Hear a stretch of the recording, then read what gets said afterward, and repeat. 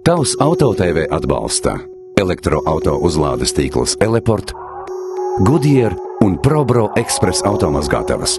Tikai 96 sekundes un jūsu auto ir tīrs.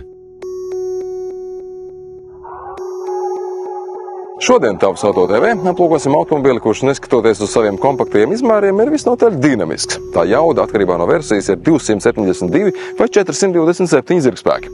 Tas ir pieejams arī ar visu riteņu piedziņu un, kas ir pats galvenais, tā izstrādes laikā Volvo inženieri vadījušies pēc ilgtspējības principiem.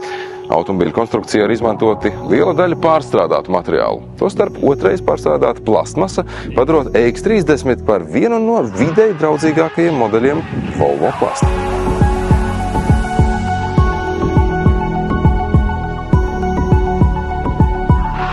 Šo auto tuvāk aplūkosim kopā ar TV3 ziņu moderātori Kristīni Garklāvu. Viņa, kā jau zināt, ir sportisku aktivitāšu un arī dabas entuziaste, kas viņu aizvedis arī līdz raidījumam ārpus zonas. Šovasar viņa nedēļu kopā ar citām sabiedrībā zināmām personībām pavadījusi Fanu kalnos Tadžikistānā, dzīvojot teltīs. Un vēl Kristīna kļuvusi par Volvo vērtību vēstnesi Latvijā. Kaut kā izsenis tā, man ir šķitus tāda automašīna, kas man ir bijusi diezgan tāls sapnis, jo man ir paticis, kā tās izskatās. Un tā attieksme pret ilgspējas jautājumiem, kāda tā ir bijusi Volvo jau izsenis.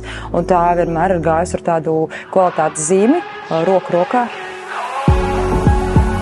Kā jau noprotat, EX30 ir pilnībā elektrisks auto. Bāzes versijā tam ir viens 272 zirgspēku jautīgs elektromotors, kas novietots auto aizmugurē, nodrošinot klasisko riteņu piedziņu. Savukārt top komplektācijā ar 2 elektromotoriem un visu riteņu piedziņu tas piedāvā 427 zirgspēkus. 100 km/h tas spēj sasniegt 3,6 sekundēs. Vārds sakot, sajūtas, ko šis auto spēj dāvāt, tā vadītājam ir neaizmirstams. Un kas ir pats galvenais, lai tiktu pie šī auto, jums nav jābūt miljonāram. Bāzes versijā šis auto maksā vien 38 850 eiro. Padarot Volvo pieejamu arī klientiem, kuri agrāk domāja, ka Volvo viņiem nav pa kabatai. Es esmu principā tāds cilvēks, kurš neko daudz nezina šobrīd par šo, bet izzinās procesā. Līdz ar to tas ir apmēram kā cilvēkam no Androida pāriet uz iPhone un otrādi, ka tā ir kaut kāda jauna sistēma dzīvē. Un tad tas sākuma periods ir ārkārtīgi interesants un izzinošs. Un tur ir daudz jautājumu. Man būs daudz jautājumu noteikti. Neskatoties uz jaudu un dinamiku, EX30 ir ļoti ekonomisks auto. Lai veiktu 100 km, tam nepieciešams vidēji 16,7 līdz 18 kWh elektrības.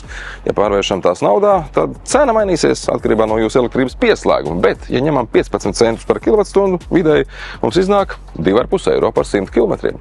Ar vienu uzlādi EX30 atkarībā no versijas un braukšanas apstākļiem var veikt no 344 līdz pat 476 km. Taču, protams, faktisko braucienu diapazonu ietekmē dažādi faktori. Gan braukšanas stils, gan ārā temperatūra, arī laikapstākļi un tam līdzīgi.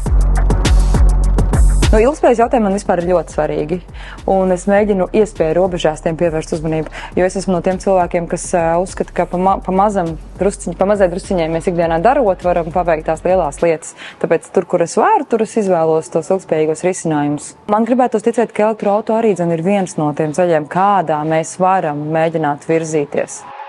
Ja jau jauns, tad jauns. Arī salonā EX30 ir unikāls auto. Pirmkārt, jau liela daļa no šeit redzamajiem materiāliem ir otrais pārstrādāti. Tas gan nenozīmē, ka tie būtu nekvalitatīvi, drīzāk pretēji. Pamatfunkciju pārvaldība ir uzticēta šai vertikālajai planšetei.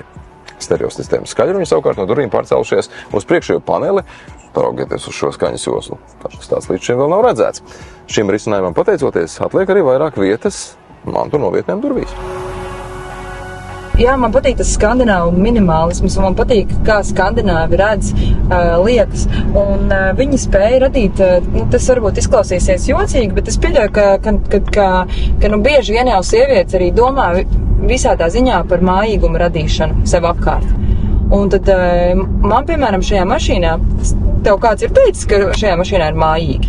Interesants sīkums, bet patīkams ir, ka dažādas funkcijas un iestatījumus šajā auto var mainīt, izmantojot balss komandas. Tas jums ļauj saglabāt uzmanību uz ceļu un lieki nebakstīties par šo lielo planšeti. Piemēram, close the left window, please.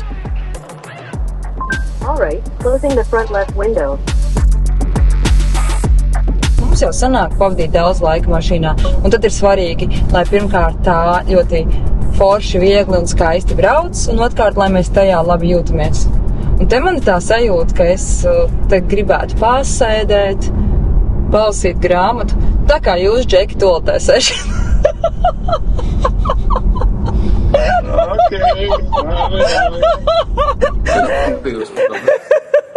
Nē, bet tā ir. Saprot, man patīk pilsētas, kurās es varu sajust dvēseles. Man patīk cilvēki, kuros es varu sajust dvēseles. Man patīk daba, kurā es vienmēr varu sajust to dabas kaut kādu dvēseli. Es zinu, ka dvēsele, te var būt tāds ļoti plašs tas spektrs sajūta līmenī. Man arī patīk automašīnas, kam ir kaut kāds stāsts. Man patīk arī lietas, kam ir stāsts, dāvanas, kam ir stāsts. Viss, kam ir stāsts. Un man šķiet, ka Volvo ir tas stāsts, kas nāk līdztekus jau gadu desmitiem ilgi. Šī tiešām ir man tāda pirmā īstā sastapšanās, bet es nenoliekšu, ka es savas dzīves laikā esmu domājusi par to, ka Volvo varētu būt mašīna, ko es gribētu un kas man varētu patikt, visdažādāko iemeslu dēļ. Un tagad es mēģināšu saprast, kā mums veicas šajā draudzībā. Noslēgumā varam vien piebilst, ka Volvo EX30 ir lielisks piemērs tam, kā tradicionāls automobiļu ražotājs pāriet uz elektrisko transporta līdzekļu ražošanu, vienlaikus saglabājot gadu desmitos uzkrātās vērtības, var pateikt tradīcijas, kā arī standartus drošības jomā. Vai šim autobusu sekotāji? Gan jau arī to varēsim stāstīt kādā no nākamajiem Tavs Auto TV sižetiem. Tiekamies! Tavs Auto TV atbalsta elektroauto uzlādes tīklus Eleport, Goodyear un ProBro Express automazgātavas. Tikai 96 sekundes un jūsu auto ir tīrs.